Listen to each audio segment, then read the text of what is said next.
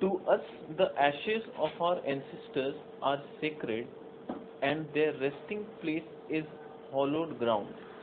You wander far from the graves of your ancestors, and seemingly without regret. Your religion was written upon the tablets of stone by the iron finger of your God, so that you could not forget. अब देखो यहाँ पर वो comparison कर रहा है कि red लोगों में और व्हाइट लोगों में भगवान ने क्या डिफरेंस क्रिएट किया है। बोल रहे to us ashes of our ancestors are sacred and their resting place is hallowed ground। बोला कि हम लोग के लिए हम लोग का एंसेस्टर्स का जो एशेज है वही भगवान के जैसा है, ठीक है। एंड देयर रेस्टिंग प्लेस, और उनका रेस्टिंग प्लेस है जहां पर उनको दफनाया गया है। You wonder far from the graves of your ancestors and seemingly without regret. तुम लोग अपने एंसेस्टर्स का जो ग्रेवयार्ड है उससे बहुत दूर अपना घर बनाते हो, यानी ग्रेवयार्ड शहर के किसी कोना में होता है जहां पर तुम लोग कभी जाते भी नहीं हो अपने पूर्वजों लोग से देखने या उनके ग्रेवयार्ड पे उनसे मिलने। Your ancestors and seemingly without regret, और तुम लोग को इस बात का कोई रिग्रेट भी नहीं है कि तुम्हारे जो फोरफादर्स है वो तुम्हें छोड़ के जा चुके हैं। Your religion was written upon tablets of stone by the iron finger of your God. मतलब तुम्हारे जो रिलीजन था वो तुम्हारा रिलीजन स्टोन यानी पत्थरों के ऊपर लिखा गया है, और लिखने वाले कौन थे? तुम्हारे गॉड, जिनका आयरन फिंगर्स था। वो पिलर्स में और अलग अलग, जैसे अपने लोग का इंडिया में अजंता केव और ये सब में कितना सारा स्क्रिप्चर्स लिखा रहता है, तो वैसे ही वहां पर वो लोग का बोल रहा है तुम लोग का आयरन पिलर्स और ये सब में लिखा हुआ था, ताकि तुम लोग उसको भूल ना सको। The red man could never comprehend और रिमेम्बर इट, और रेड मैन इस चीज को ना कभी पढ़ पाए और ना कभी समझ पाए। Our religion is the tradition of our ancestors, और हम लोग का रिलीजन तो भगवान द्वारा कुछ बनाया हुआ नहीं है, हमारे एंसेस्टर्स जैसे करते आए हैं वही हमारे लिए रिलीजन है, और हम लोग बस अपने एंसेस्टर्स को ही फॉलो करते हैं। The dreams of our old man given them in solemn hours of the night by the great spirit। बोला the dreams of our old man, बोला कि हम लोग के ओल्ड मैन जो सपना देखे या उन्होंने जैसा इमेजिन किया वैसा उन्होंने ट्रेडिशन बनाया। Given them in solemn hours of the night by great spirit, और हम लोग का जो रिलीजन बना या ट्रेडिशन बना वो कैसे बना? हमारे जो पूर्वज लोग थे या हमारे जो एजेड लोग हैं उन लोगों को सपना में उनके पूर्वज लोग आए और उनको बताया कि ऐसे करो, और उनके सपना में जैसे जैसा उनको बोलते गए वो लोग वैसा वैसा बनाते गए। यानी उनके हिसाब से कोई ग्रेट स्पिरिट है, कोई आत्मा या सोल या किसी का कुछ, जो कि आते गए सपना में और उनको आगे का रास्ता दिखाते गए। उनके लिए कभी कोई लिखा हुआ स्क्रिप्चर नहीं बना। And the visions of our sachems and is written in the hearts of our people, और यही ट्रेडिशन और यही रिलीजन जो हम लोग फॉलो करते हैं ये हम लोग के हार्ट में बसा हुआ है, किसी पिलर में या किसी दीवार में लिखने का जरूरत नहीं है। Your dead cease to love you and the land of their nativity as soon as they pass the portals of the tomb and wonder away beyond the stars. बोले तुम्हारे जो डेड पीपल लोग हैं they cease to love you, वो तुम्हें प्यार करना छोड़ देते हैं, जैसे उनका डेथ होता है वो तुम्हें भूल जाते हैं। क्या बोल रहा है? Your dead cease to love you and the land of their nativity as soon as they pass the portals of the tomb. बोले तुम्हारे जो डेड लोग हैं वो लोग जैसे ही टॉम को पास करते हैं वो लोग तुम्हें भूल जाते हैं, तुम्हें याद नहीं रखते हैं।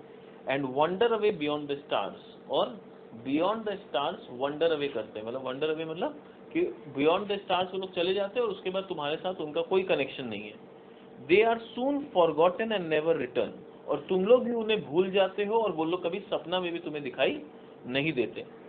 आवर डेड नेवर फॉरगेट, पर हमारे डेड लोग कभी भूलते नहीं है this beautiful world that give them being, यानी वो लोग मरने के बाद भी इस धरती को भूलते नहीं है।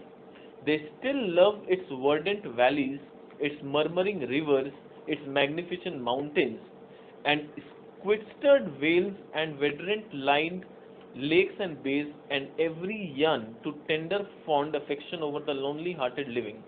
बोला कि वो लोग इस अर्थ को कभी छोड़ के नहीं जाते हैं, मरने के बाद भी वो लोग कभी वैलीज में तो कभी माउंटेन्स में तो कभी कहीं ना कहीं वो लोग जिंदा रहते हैं, चाहे आत्मा के रूप में जिंदा रहे वो लोग जिंदा रहते हैं। They are never forgotten and they never leave the earth and often returns from the happy hunting ground to visit, guide, console and comfort them। अब हमेशा कभी कभी जब भी मौका मिलता है वो लोग रिटर्न आते हैं और हम लोग को सपना में दिखते हैं या हम लोग को किसी भी तरह से हमारे साथ कांटेक्ट रखते हैं। Day and night can not dwell together. तो इसी तरह से देखो तुम्हारा जो लाइफ है और हम लोग के लाइफ में कितना डिफरेंस है, हम लोग कभी साथ में नहीं रह सकते। Day and night can not dwell together. The red man has ever fled the approach of the white man as the morning mist flees before the morning sun. मतलब कि red man has ever fled the approach of white man, मतलब कि red man लोग जैसे ही white man को देखते थे डर के भाग जाते थे। हम लोग का कैसा रहा है कि हम लोग व्हाइट मैन के आसपास भी नहीं आते, हम लोग उनको देख के ही भाग जाते हैं। As the morning mist flees before the morning sun, जैसे कि मॉर्निंग में जैसे वो क्या बोलते हैं खुआरा छाया रहता है, पर जैसे ही सन आता है वो खुआरा भाग जाता है, वैसे ही व्हाइट पीपल को देख के हम लोग रेड पीपल वैसे हट जाते हैं उनके रास्ते से। However your proposition seems fair, but फिर भी आप जो इस बार हम लोग के लिए ऑफर लाए हो वो कुछ ना कुछ मेरे को फेयर लग रहा है, कुछ अच्छा लग रहा है। And I think that my people will accept it and will retire to the reservation you offer them. और मेरे को लग रहा है कि तुम जो इस बार ऑफर लेके आए हो हम लोग के लिए, हम लोग मेरे को भी अच्छा लग रहा है और मेरे को लग रहा है मेरे लोग इसको एक्सेप्ट करेंगे और जो ऑफर तुम लेके आए हो हम लोग उसको मानने के लिए शायद तैयार हो जाएंगे। अभी कुछ गारंटी नहीं है, ये बोल रहा है मेरे को समझ में आया है, हम अपने लोगों से बात करेंगे, उनको भी अच्छा लगेगा तो शायद मान जाएंगे। Then we will dwell apart in peace, for the words of the great white chief seem to be the words of the nature speaking to my people out of dense darkness. और उसके बाद ये मानने के बाद, जैसा कि chief ने ऑफर में कहा है कि हम लोग के जान को कोई खतरा नहीं होगा, वी विल बी प्रोटेक्टेड, तो आई अज्यूम कि आपका बात सुनने के बाद हम लोग भी शांति से एक कोना में अपना लाइफ जी सकेंगे और आप लोग भी शांति से जी सकेंगे। और हम लोग जो अभी एकदम डार्कनेस में जी रहे हैं, हमारे लोग भी इस डार्कनेस से ऊपर उठेंगे और उनका लाइफ भी बेटर होगा। It matters little where we pass the remnant of our days, they will not be many. तो बोल रहे हैं कि ये हम लोग को कोई फर्क नहीं पड़ता है कि हम लोग, यानी वो एक्सेप्ट कर लिया है कि हम लोग का जो रेड लोग है उन लोग का जाति बहुत सालों तक टिकेगा। बोल रहे हैं हम लोग का या लास्ट जनरेशन काइंड ऑफ चल रहा है और हम लोग का जनरेशन खत्म होने वाला है। तो हम लोग का जो बचा कुचा दिन बचा है, हम लोग दुनिया के किस कोने में रहे उससे कोई फर्क नहीं पड़ता है। They will not be many, the Indians night promises to be dark. बोल रहे हैं हम लोग का जो नाइट है it promises to be dark, not a single star of hope hovers above this horizon. बोला कि हम लोग के लाइफ के ऊपर किसी भी तरह का कोई होप नहीं है कि हम लोग का लाइफ बेटर होगा।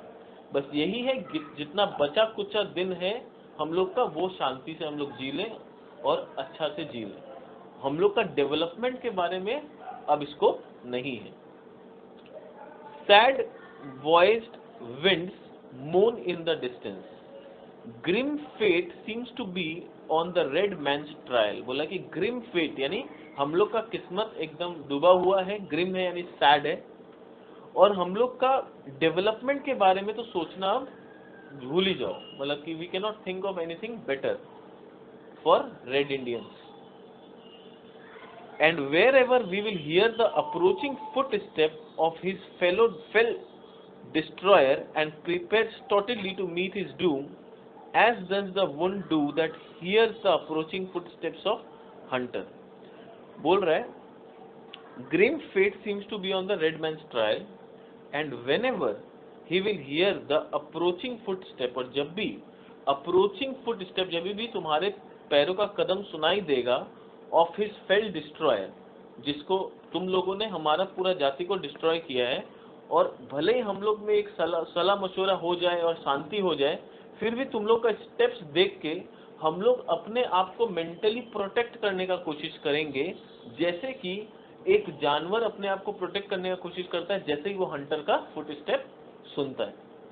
क्योंकि भले ही तुम लोग वर्बली हम लोग बोल दे कि नहीं हम लोग लड़ाई नहीं करेंगे, पर एक बरसों का खौफ जो दिमाग में बसा हुआ है उसको देख के हम लोग, मतलब उससे हम लोग को पार पाना बहुत मुश्किल है। जैसे अपने साथ क्या होता है, सपोज एक सपेरा अगर अपने पास आता है, वो सांप निकाल के रखता है और बोलता है ये सांप देखो इसका जहर नहीं है, डसेगा तो भी कुछ नहीं होगा, तो भी क्या अपना हिम्मत होगा हाथ ऐसे आगे बढ़ाने का, बोलेगा डस लो?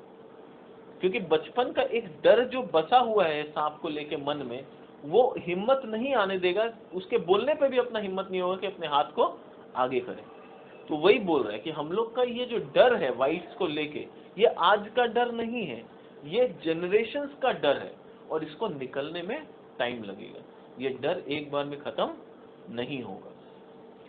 A few more moons, a few more winters, and not one of the descendants of the mighty host that once moved over this broad land or lived in the happy homes, protected by the Great Spirit, will remain to mourn over the graves of the people once more powerful and hopeful than yours. बोल रहे हैं few more moons, और भी समय गुजरेगा future में, few more winters, कुछ और साल बीतेंगे, and not one of the descendant, और हम लोग के जो जाति के descendant लोग हैं, of the mighty host that once moved over this broad land, यानी हमारे जो पूर्वज लोग थे वो लोग बहुत ब्रेव थे और इस बहुत उनका मतलब population was very high and they used to move on this land with a very lot of authority, which lived in the happy homes, हम लोग भी कभी अच्छा और बड़े बड़े घर में रहा करते थे, protected by the great spirit, और हम लोग का भी कभी ग्रेट स्पिरिट हुआ करता था जो हम लोग को प्रोटेक्ट करके रखता था,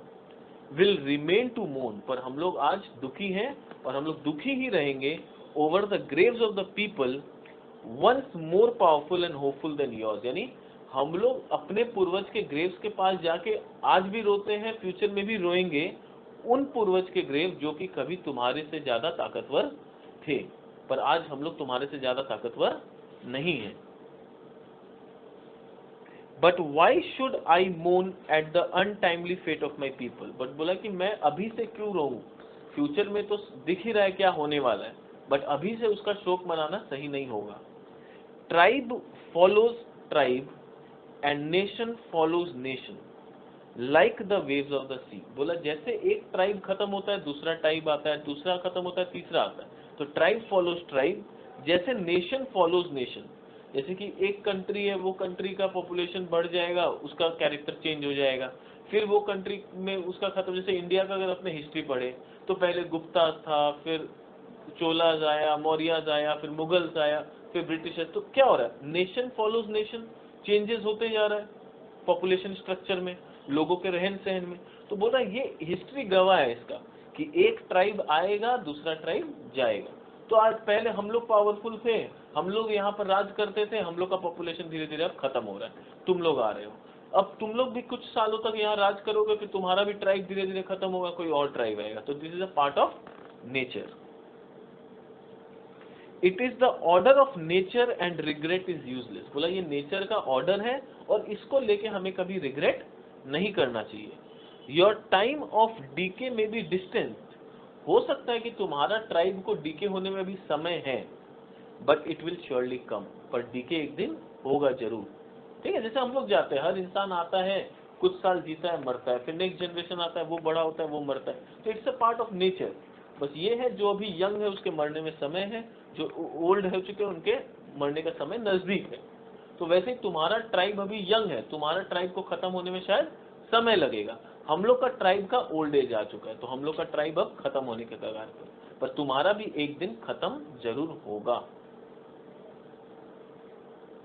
For even the white man whose God walked and talked with him as a friend to friend cannot be exempt from the common destiny, बोला भले ही तुम लोग व्हाइट मैन हो, तुम लोग बोलते हो हम लोग का भगवान हम लोग के साथ दोस्त बन के रहा था, हम लोग के साथ चलता था खाता था, जो भी हो, पर कॉमन डेस्टिनी सबका ये है कि जो आया है वो जाएगा, जो शुरू हुआ है वो खत्म भी होगा, इससे किसी को कोई बचा नहीं सकता।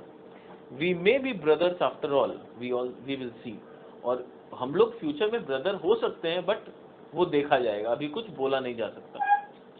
We will ponder your proposition and when we decide we will let you know, तुम्हारा जो ऑफर है उसके बारे में हम लोग सोचेंगे, सोच विचार करके जवाब दिया जाएगा।